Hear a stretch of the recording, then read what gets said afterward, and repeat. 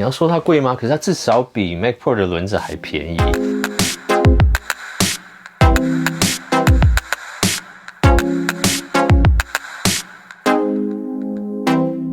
OK， 好 ，AirPods Max 不是 Studio， 现在终于推出了。这个外形就是先前 John Prosser 所爆料出来的那个样子。那我们先来讲这个东西到底是什么？这个东西是一个苹果自己品牌的耳罩式耳机，所以这次就不是挂 Beats 的品牌，它挂的品牌是 AirPods。这也是第一次 AirPods 推出耳罩式的耳机，那这也是第一次 AirPods 有推出不一样的颜色让大家选择。那它的价格呢是$549，换算为台币的话，不要用汇率去算哦，它其实在台湾的售价是$18,490元台币。你要说很贵吗？可是它至少比 Mac Pro 的4颗轮子还要便宜一点嘛。可是以我们现在所知道的看来，现在市面上的这种无线蓝牙耳机、降噪式的耳机比起来的话，其实它大概介于中间啦，就是有比它便宜不少，也有比它贵的。应该说我们大家一开始的期待，就是像先前留言所出来的，大概是399到500多之间。那我们以为会有2个不一样的版本，那一个比较高级的版本可能是配皮的耳罩啊，或是皮的头套之类的，那这个可能会在$500多之间的这个区段。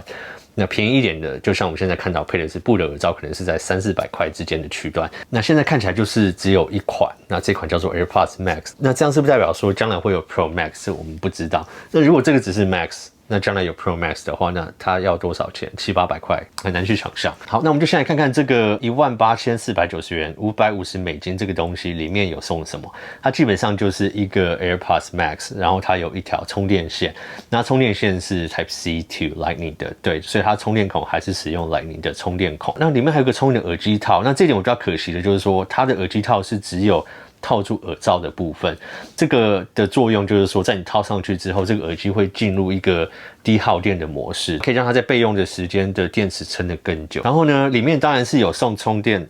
不对哦，所以$18,490元台币里面没有充电头。OK， 那然后这个东西里面有一个20瓦的，那我当然知道说 HomePod 这个东西是一定需要靠电才能使用啊。可是我觉得说一个$100块的东西，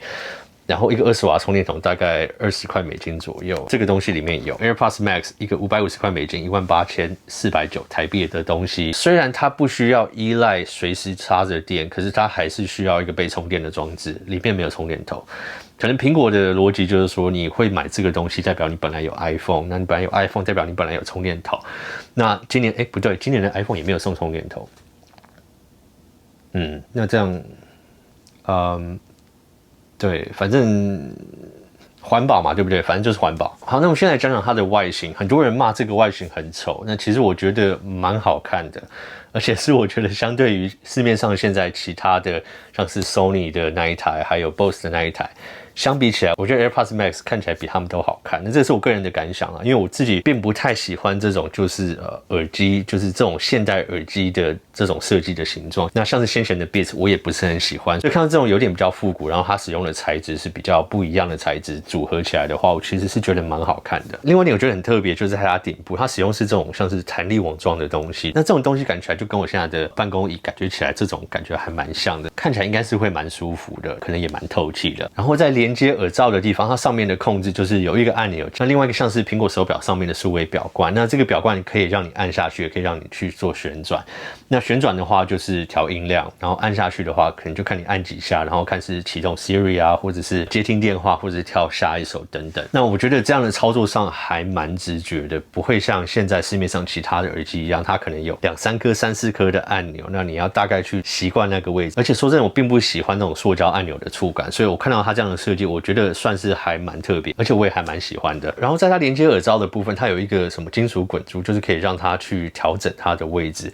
那这个看起来也算是比其他市面上现有的可以调整的角度啊，或者什么，应该会是更自由一点。那这个部分当然，这个目前只是看起来，也要等到真的试用后才知道。那充电孔的部分，它就是只有一个，它就是接 Lightning 的充电孔。那它们有另外一个接音讯的孔。那以我们现在所知道的资料看起来的话，它里面那一台 Lightning 接 USB-C 的，并没有办法用来传输音讯。那有另外一个方法就是买苹果有卖的那一台 Lightning 转那种耳机孔的那种线，然后可以去这样传输音讯。但现在看起来，这个耳机是一个需要有电的情况才有办法工作，因为其实像有些其他牌子的无线耳机，他们有办法在就是直接只插音讯线的情况下，然后就算它里边没有电，它还是可以听音乐，那就是一些降噪或是其他的数位功能会被关掉这样。那现在看起来 AirPods Max 是没有这个功能，它基本上一定需要在有电的状况下才有办法工作。关于耳罩的部分，我们先前本来是以为会有一些不一样的材质的选择，那现在看起来就是只有颜色的差别。那如果以后需要自己做更换的话，它是有另外卖的，一组的话是69块美金，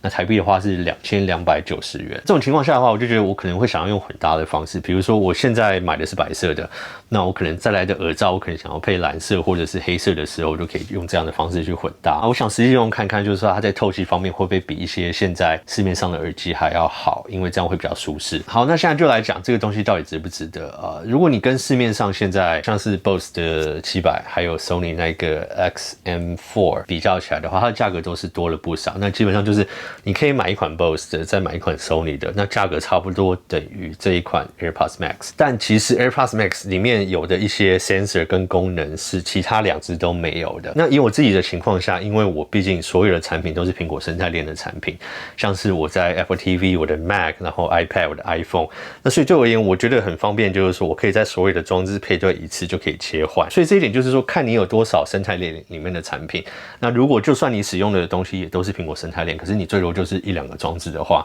或许你会觉得说这个功能没有那么重要，可是这个功能对我而言算是蛮重要的。其他方面像是通透模式这一点的话，我只能以现在我用过 AirPods Pro 的感想来讲，我蛮喜欢 AirPods Pro 的通透模式。我觉得它在把外面的音讯传到我耳朵里面的时候，它听起来是非常自然的，就有点像是你没有在戴耳机会听到的那一种声音。那我先前试用的 BOSE 700跟 Sony 的，我觉得在我试用它，就譬如说你要听别人讲话的模式，或是通透模式的情况下，我觉得它声音听起来有一点不是那么自然，有点像是另外再播放出来的感觉。所以在这一点，我觉得苹果在这个上面就是优于其他2个牌子。再来，现在我很喜欢的一个功能就是空间音效的部分。这个时候你可能搭配有配合这种功能的媒体，像是可能在 Netflix 上或是 Apple TV Plus 上面的一些影片。那如果你现在手上有 AirPods Pro 的话，可以尝试看看。我觉得这个功能真的是非常的奇妙，非常的特别。那这个意思就是现在有个电池在你前面，那如果你戴上这个 AirPods Max， 那当有人在讲话的时候，这个人可能是在左边，一个人可能是在右边。那你的头在移位的时候，可能你在往这边移的时候，这个在右边讲话的人离你的声音就会听起来近一点，所以感觉起来这个东西真的环绕在你身边，而且它不会跟着你的头去摆动的时候去改变它的位置。这个功能在我们刚刚讲到的另外2只跟或是其他的更贵一点的这种耳罩式耳机，其实都还没有这样的功能。那我个人觉得，如果你习惯用这种方式去看影片、看电影的时候，你很难再换回来一般的耳机，因为它的真实度真的是没有办法相比的。所以呢，值不值得购买这一点呢？我基本上我会买来测试，那我买来测试后再跟大家分享。那我觉得如果单讲这个产品贵，然后去忽略掉苹果所放进去的一些科技跟功能的话，是有点不太公平的啦。因为毕竟它还是有其他的东西让你选择嘛。如果你不要买到那么贵，你可以买 Beats， 那或者是如果你不喜欢这种耳罩式的，你还是有 AirPods 跟 AirPods Pro 可以选择。所以啦，如果你想知道我实际使用过的感想是什么觉得值不值得的话，那就记得订阅频道，按下小铃铛。那有什么问题的话，也可以在下面问我，或者是 follow 我的 IG， 我有时候会贴一些动态，分享一些我测试东西的感想。那今天的影片就先到这边，我们下次影片见喽，拜。